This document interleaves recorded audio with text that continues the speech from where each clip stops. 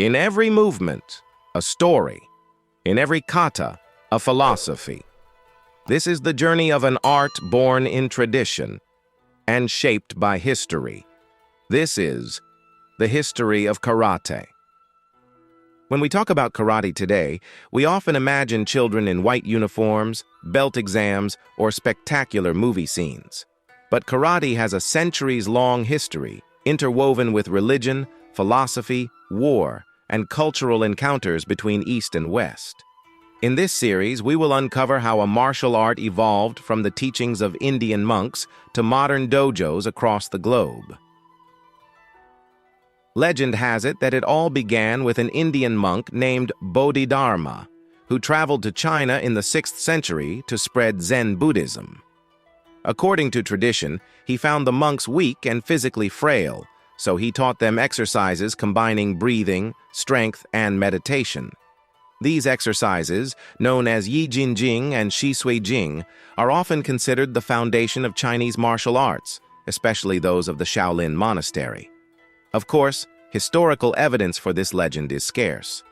But what we do know is that Chinese martial arts, known as Quan Fa, evolved over centuries and spread in many directions. While China developed its martial traditions to the south, the Ryukyu Kingdom, with Okinawa at its center, was independent and deeply engaged in maritime trade. As a cultural crossroads, Okinawa interacted with China, Korea, and Southeast Asia, each leaving their mark. On Okinawa, there existed local fighting methods known as Te, which simply means hand. These techniques varied by region, leading to styles like Shurite, Nahate, and Tomarite, each named after its city of origin. They were influenced by Chinese Quan Fa, but adapted to local customs and needs. In the 15th and 17th centuries, critical events unfolded. The carrying of weapons was banned, first by local Okinawan rulers, then by the invading Japanese samurai. Unarmed, the people turned to mastering techniques with their bare hands.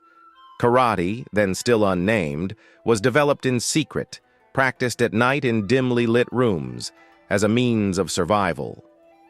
The art was commonly called Tudei, meaning Chinese hand. But as karate emerged from secrecy and entered the public sphere, especially in the 20th century, the name evolved. To emphasize Japanese identity, the character for Chinese, Tang, was replaced with the character for empty, Kong. Thus, karate came to mean empty hand. What began as a blend of meditation, self-defense, and philosophy became a cultural phenomenon. But this is just the beginning. In the next episode, we explore the rise of the great masters, the formalization of karate, and its introduction into Japanese schools and institutions. Welcome to the path of karate. In the first episode, we began our journey through the centuries, from the spiritual roots of martial arts in India and China to the development of empty-handed fighting systems on the island of Okinawa. But now we arrive at a pivotal moment in history, when the art known as Tea and Toad begins to evolve. It becomes more structured, formalized, and, crucially, it starts to emerge from the shadows. For centuries, Okinawan martial arts were passed down orally, from teacher to student, often in secret and only within trusted circles. There were no belts, uniforms, or federations, just rigorous training, repetition, and deep respect. This began to change in the late 19th and early 20th centuries, thanks to key figures who saw the value in preserving and sharing the art more openly. One of the most important of these pioneers was Anko Itosu, a former student of Matsumura Sokon, himself a legendary practitioner of Shurite. Itosu believed that martial arts could strengthen not just the body, but also character and discipline, especially in youth.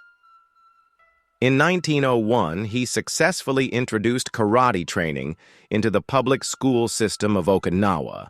This was a historic step that would shape the future of karate forever.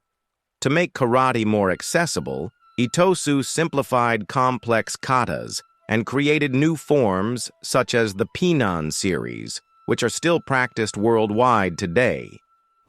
While Itosu opened karate to Okinawan students, it was Gichin Funakoshi who brought karate to the Japanese mainland and to the world. Born in 1868 and a student of both Itosu and Azato, Funakoshi was deeply dedicated to the art, but also understood the cultural and political climate of the time. In 1922, he was invited to demonstrate karate at the first National Athletic Exhibition in Tokyo, organized by Japan's Ministry of Education. His demonstration made a powerful impression. For the first time, many Japanese citizens and educators witnessed karate not as a street art, but as a disciplined, structured system. Funakoshi decided to stay in Japan. He began teaching at universities and military academies, and in doing so, laid the foundations of modern karate. To help karate gain acceptance in Japanese society, he made several strategic changes. One of the most significant was the change in writing.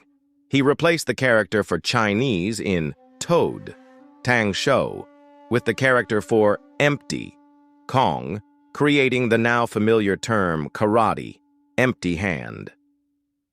As karate spread throughout Japan, different teachers developed their own interpretations of the art, each rooted in a specific lineage and training philosophy.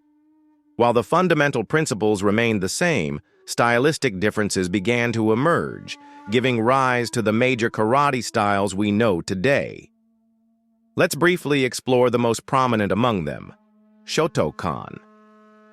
Founded by Gichin Funakoshi, Shotokan is one of the most widely practiced styles in the world. It is known for its deep, long stances, powerful linear techniques, and strong emphasis on Kihon, fundamentals, kata, and Kihon kumite, basic sparring. Shotokan training focuses on precision, power, and mental discipline. Its formal and structured nature made it ideal for academic institutions and federations. Goju-Ryu.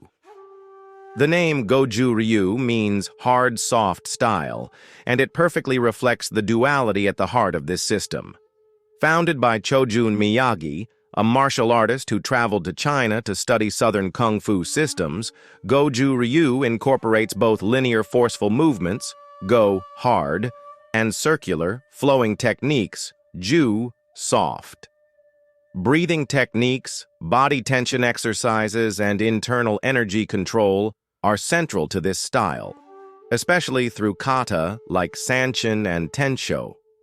Goju-Ryu is deeply rooted in both Chinese martial philosophy and Okinawan traditions, blending them into a holistic approach that emphasizes conditioning, discipline, and spirit. This style would later inspire one of the most influential figures in modern full-contact martial arts, Masutatsu Oyama, the founder of Kyokushin karate. Kyokushin and beyond, drawing heavily from Goju-Ryu and Shotokan, Kyokushin, founded in the 1950s by Mas Oyama, pushed karate toward a new direction, realistic, full-contact combat. Kyokushin emphasized physical toughness, body conditioning, and knockdown fighting. There were no gloves, no points for light contact, only decisive strikes. This approach laid the groundwork for the development of K1 kickboxing in the 1990s, as many Kyokushin practitioners transitioned into professional fighting. In turn, kickboxing, along with Muay Thai and boxing, would become foundational for modern MMA. So, in a way, the roots of today's combat sports can be traced back to traditional kata like sanchin, where breathing and inner strength were more important than brute force. Shito-Ryu, created by Kenwa Mabuni, sought to preserve a vast array of katas from both Shurite and Nahate traditions.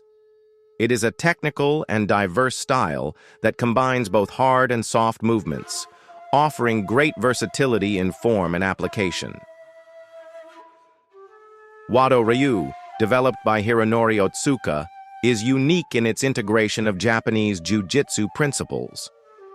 Rather than meeting force with force, Wado-Ryu emphasizes tai sabaki, body movement, redirection, and avoidance. It is perhaps the most graceful and minimalist of the traditional styles.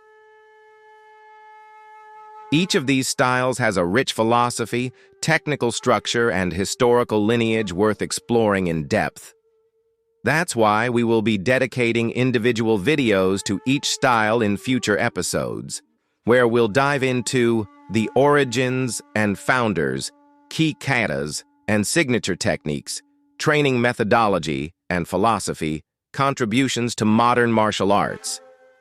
Whether you're a beginner or a lifelong practitioner, these deep dives will help you understand not just how styles differ, but why. By the mid-20th century, karate had firmly taken root in Japanese society. From school gyms to university clubs and military academies, the art continued to grow, transforming from a local Okinawan tradition into a global discipline. Yet, even as the art modernized, it retained its deep spiritual and philosophical roots.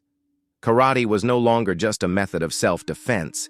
It had become a way to refine one's body, mind, and spirit. In the next episode, we follow karate as it travels across oceans, spreading to the Americas, Europe, and beyond, shaping not only martial arts, but global culture. Thank you for joining us on this chapter of karate's journey, from the dojos of Okinawa to the universities of Tokyo. If you enjoyed this episode, make sure to like, subscribe, and turn on notifications so you don't miss the next part, where we explore how karate spread across the globe and became a worldwide movement. And remember, we'll also be releasing special videos dedicated to each major karate style, with deeper insights into their origins, masters, and philosophies. See you soon, Ous.